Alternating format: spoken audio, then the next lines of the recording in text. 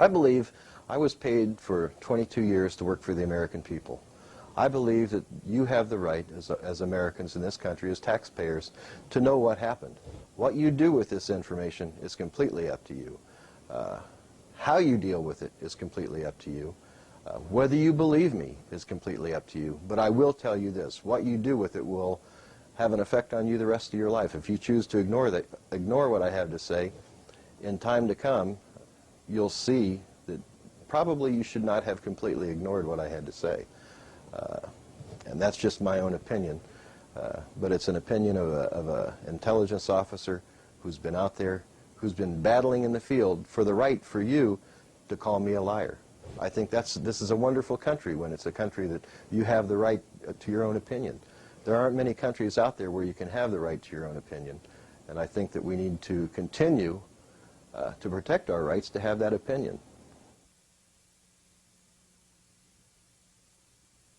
Well, with the conspiracy laws, all you have to do is say something wrong to another person, and you've lost that right. You're then a felon. I'm a felon. I left federal prison April 4th of this year. And what I'd like to do now is tell you what happened to me, how it happened to me, so that maybe you can learn from it and avoid some of the pitfalls. In 1985, I was tasked with infiltrating a unit at Fort Stewart, Georgia. The unit was a medevac unit. In the military, their taskings are made far in advance on who's going to support certain activities. The Nicaraguan Revolution was well underway. The Boland Act was in place, and the Boland Act did not allow for U.S. elements to support the revolution in Nicaragua. The only way the United States government could support those were in humanitarian efforts. So as a medevac helicopter pilot, I would be able to support whatever the intelligence needs were posing as that medevac helicopter pilot. So I was tasked to infiltrate the 3rd of the 498th Med Company in Fort Stewart, Georgia, who would soon be getting a tasking to go to Honduras. I soon found myself in a place called Pomarola, Honduras, with U.S. Army crew. I was the only intelligence officer on that crew. The crew consisted of 2 aircraft and 2 crews. I was the executive officer of that. We had a ranking military officer with us who was actually the officer in charge of the contingency. On February 26th, I was flying 2 pilots from Ilopango Air Base into the Contra camps. One of them in particular was El Paraiso. They were to arrange arms drops being done by a third entity, a company called Corporate Air Services. This Corporate Air Services employed several pilots from the old days who were somehow attached to ex-intelligence agencies. Some of them were even old Air America pilots. So you can imagine who might be the actual owner of Corporate Air Services. This was the group and part of the group that was owned by Ollie North's enterprise. You would find in 1986 these 2 pilots that I flew on February 26, 1985 were killed in a plane crash over Nicaragua. Eugene Hassenfuss survived that crash and was subsequently captured by the Nicaraguan government and sent back to the United States.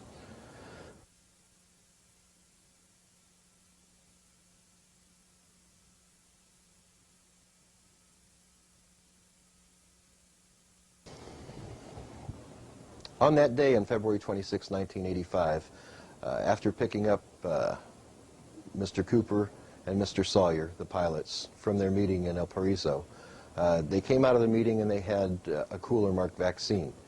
The cooler was a large cooler, probably about a 96 or 100 quart size, if you understand the sizes of coolers, very large, commercial grade. It was sealed and it was marked vaccine. We put it on board the aircraft. We flew all of them to La Mesa, Honduras. The 2 pilots were scheduled to catch a flight back to El Salvador. The cooler was destined for Panama to a Dr. Harari. I was given instructions to pass it on to a U.S. Air Force C-130 that was landing there sometime within the next few hours. When we unloaded the cooler from the aircraft, the seal broke on it. It popped open.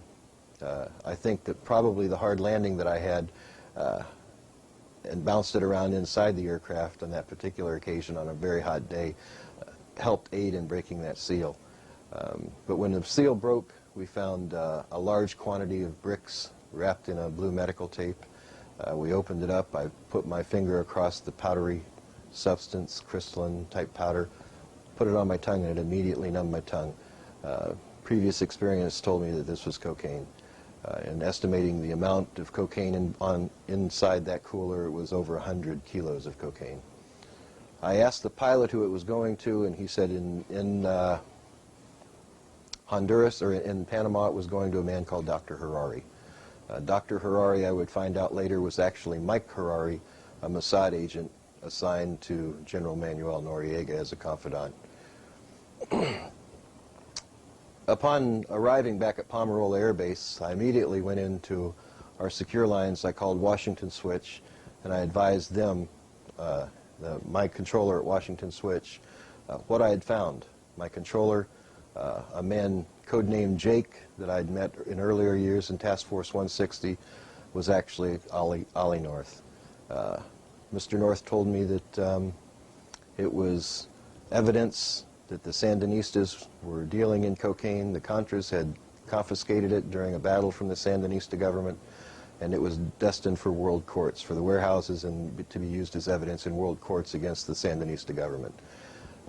During my time in Honduras, probably 8 tons of medical supplies in a light powder and a crystalline, 2 different substances, were flown by my medical aircraft.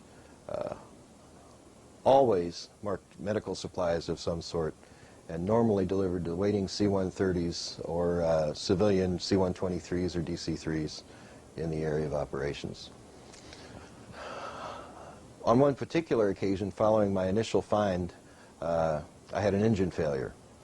During the auto-rotation process, the blades on my aircraft had been put into a negative pitch position so that it would not auto-rotate correctly. After landing and having the maintenance officer look at the aircraft, we did survive the landing. It did damage the aircraft. But Mr. Cooper, our maintenance officer, looked at it and said, "It's amazing that you guys survived.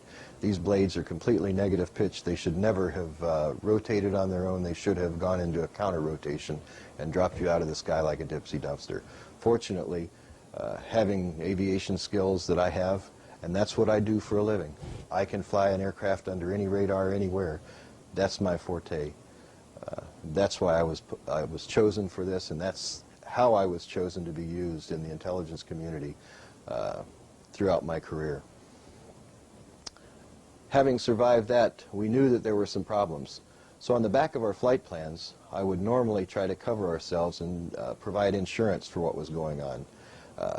My passengers were written on the back of the flight plan after I landed. The cargo that we found on board the aircraft were written on the back of the flight plans after I landed. And anything having to do with the mission that was of interest were written on the back of the flight plans after I landed. This was all done at base operations where the flight plans were filed at Pomarola Air Base in Honduras. During this 3-month period, we collected a number of documents in both flight plans, mission briefs, and mission AirEvac medical reports that we made these notes on. It's interesting that they aren't just my notes. I did have crew members who can corroborate most of what I have to say. They remember the instance as well.